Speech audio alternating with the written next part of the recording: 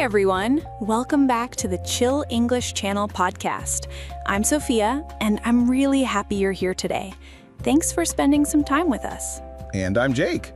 It's always great to have you with us. We hope you can relax, enjoy the conversation, and pick up some natural English.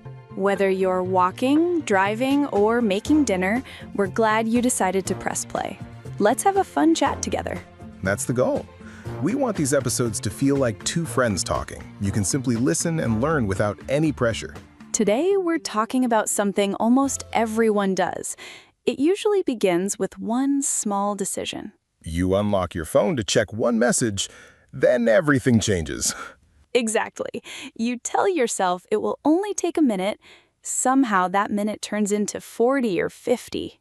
Then you look at the clock and wonder what happened. It feels like time completely disappeared. If that sounds familiar, don't worry. You're definitely not the only one. I think every person listening has experienced this before. I know I have. Me too. That's why today's topic is endless scrolling. We'll talk about why it happens and how to manage it. We're not here to tell you to stop using your phone. That's not realistic for most people. Phones help us every day. We use them for work, learning, travel, music, and talking with family. I also use mine for reading books and listening to podcasts. It's one of my favorite learning tools. Same here. I practice languages on my phone almost every day. It can be an amazing resource. The problem isn't the phone itself. The problem is forgetting why we picked it up. That's such a good way to explain it. We start with a purpose, but we quickly lose focus. Before we know it, we're watching videos we never planned to watch. Before we dive deeper, I have a question for you, Jake. Uh-oh. That usually means I'm about to embarrass myself. Maybe just a little. What's the longest you've ever spent scrolling without noticing the time? I wish I didn't know the answer. It happened on a Saturday afternoon. What were you planning to do? I wanted to reply to my brother. He asked me a simple question. That sounds harmless. It really was. I answered him in less than a minute. Then I opened a social media app. Just for one quick video? Exactly. That was the plan. One video sounded perfectly reasonable. Let me guess. 1 became 10. More like 50. I completely lost track after a while. What kind of videos were you watching? A little bit of everything. Travel videos came first. Those can be dangerous. They always make me want to book a flight. Then I watched street food videos from different countries. Those are even worse when you're hungry. I wasn't hungry before. I definitely was afterward. I know exactly what you mean. After that, the app showed me cooking videos. Did you cook anything? Not at all. I just watched other people cook amazing meals. That sounds familiar. Then I watched videos about tiny houses. I love those. They're strangely relaxing. I don't even want to live in one. I still watched 20 minutes of them. That's how these apps work. They always find another interesting video. Then came videos about restoring old furniture. I don't think I've ever searched for those. Neither have I. They simply appeared. Did you finally notice the time? Not until my stomach reminded me it was dinner time.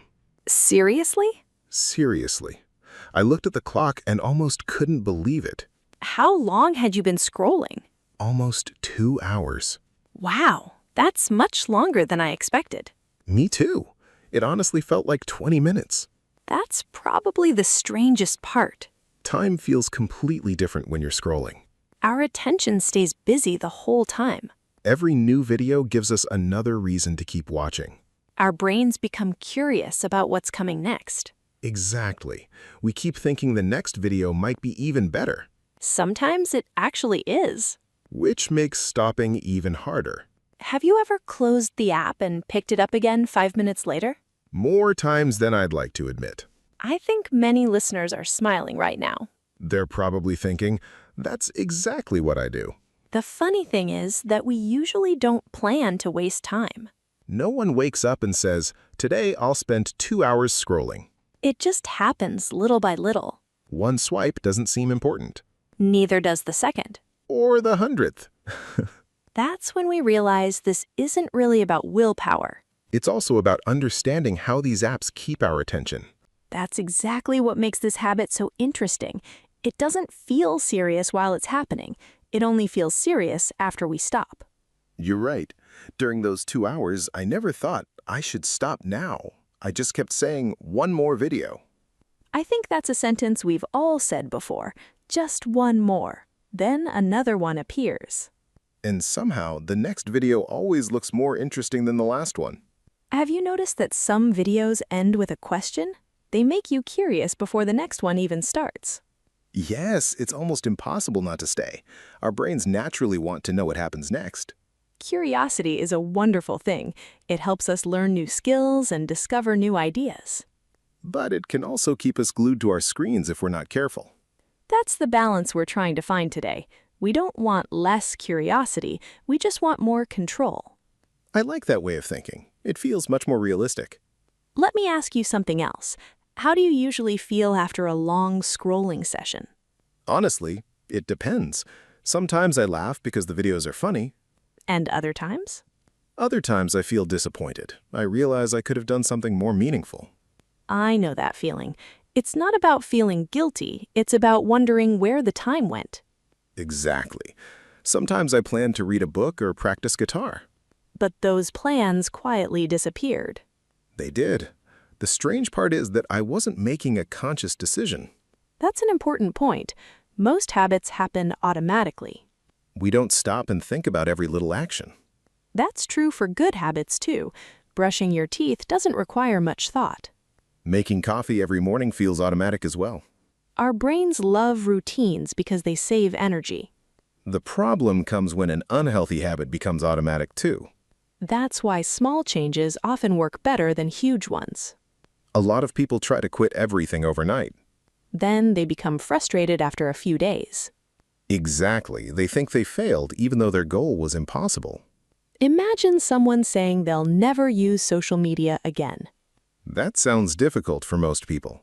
Instead, they could decide to use it a little differently. Small changes usually last longer. For example, you could avoid opening social media first thing in the morning. That's a great idea. The first few minutes of the day really matter. If you start by scrolling, your brain expects constant entertainment, then normal tasks feel less exciting. Exactly. Reading an email suddenly feels boring. Even studying English can feel slower by comparison. That's because short videos move very quickly.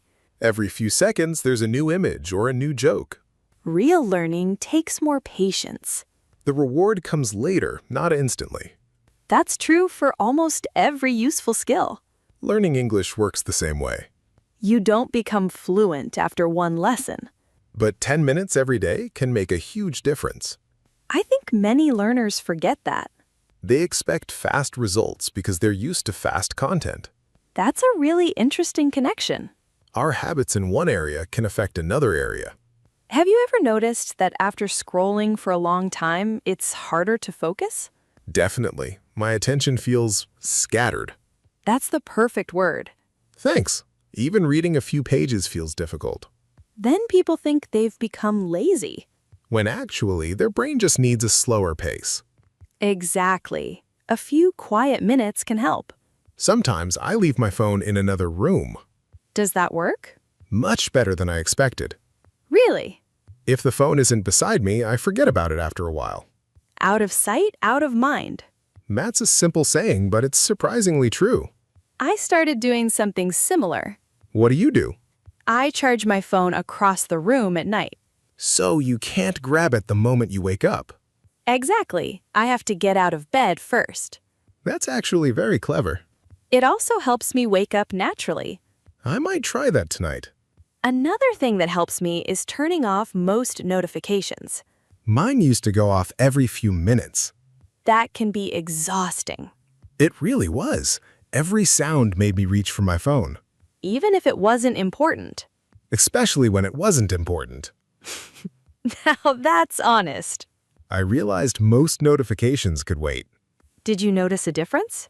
Absolutely. My phone stopped interrupting me all day. That sounds much more peaceful. It is. I still check my messages. But now you decide when. Exactly. I'm making the choice instead of reacting automatically. That's a powerful habit. It's also easier than people think. Sometimes we imagine we need dramatic solutions. When a few small adjustments are enough. I think that's a lesson we can use in many parts of life. Whether it's learning English, exercising, or using technology, small habits usually lead to bigger results over time. I really like that idea. Small habits don't look impressive at first, but they slowly change the way we live. That's true. We usually notice the results weeks later. That's when we realize those small choices mattered. Before we finish, let's share a few simple ideas that our listeners can try today. I like that. Nothing complicated, just practical habits that almost anyone can start. The first idea is very simple. Don't reach for your phone the second you wake up. Give yourself 5 or 10 minutes quiet instead. Stretch a little, drink some water, open the curtains. Let your brain wake up naturally. Those few minutes can completely change the mood of your morning. Another helpful habit is creating small phone-free moments. They don't need to be long. Even 15 minutes without your phone can feel surprisingly refreshing. You could leave it in another room while eating dinner. Or while talking with your family. Or while enjoying a cup of coffee. It's amazing how much we notice when we're not looking at a screen. I started doing that during breakfast. How did it go?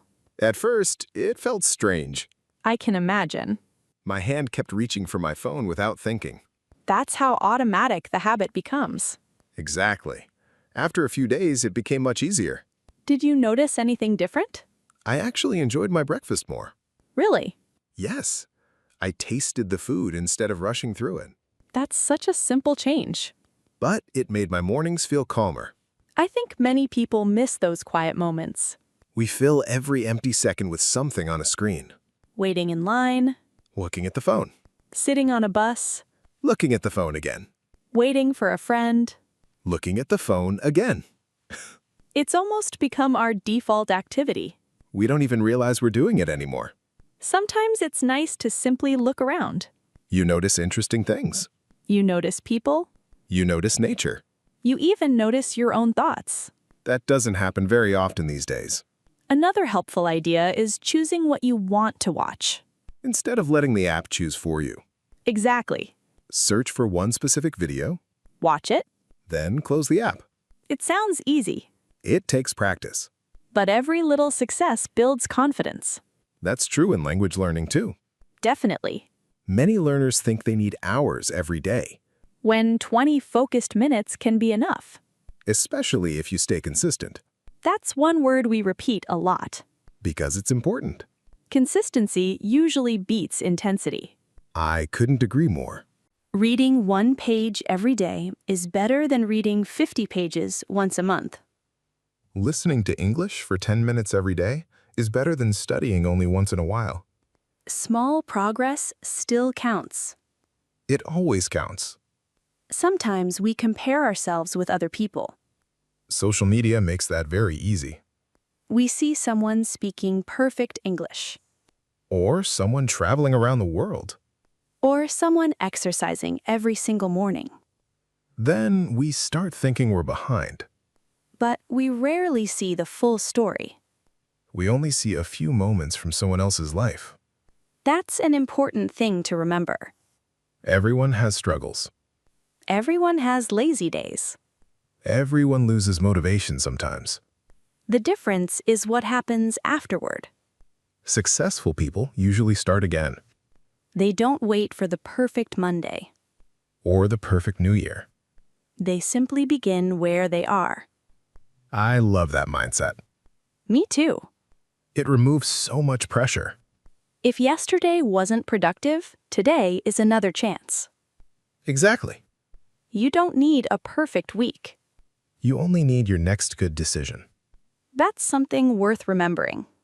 Absolutely. Before we wrap up, I have one last question for you. Go ahead.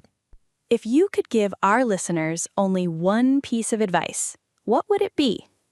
I'd say this. I'm listening. Don't let your phone decide how your day will go. I like that. Use your phone with purpose. Instead of using it out of habit. Exactly. My advice would be very simple too. Let's hear it. Be patient with yourself. That's great advice. Good habits don't appear overnight. Neither do language skills. Every conversation helps. Every new word matters, Every listening session makes a difference. even when progress feels slow. One day, you'll notice something amazing. What's that? You'll understand a movie without subtitles. Or you'll have your first real conversation in English. Those moments make all the practice worthwhile. They really do. We hope today's conversation gave you a few useful ideas. We also hope it encouraged you to think differently about your daily habits. Remember, technology isn't the problem. Learning how to use it wisely is the real goal. Thank you so much for spending time with us today. We truly appreciate every single listener. If you enjoyed this episode, share it with a friend who's learning English too.